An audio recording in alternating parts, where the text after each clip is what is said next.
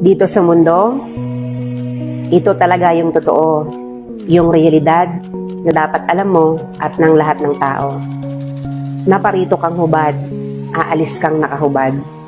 Dumating kang nangihina, lilisan kang mahina. Iniluwal kang walang salapi at mga bagay, maglalaho kang walang salapi at mga bagay. Ang una mong paligo, may naghugas sa iyo. Ang huli mong paligo, may maghuhugas sa iyo. Ito ang buhay, kaya bakit labis ang mali siya, ang inggit, ang pagkamuhi, ang galit at pagkamakasarili. Maging mabait sa lahat at gumawa ng kabutihan. May hangganan ng oras natin sa mundo. Huwag sayangin sa walang kabuluhang bagay.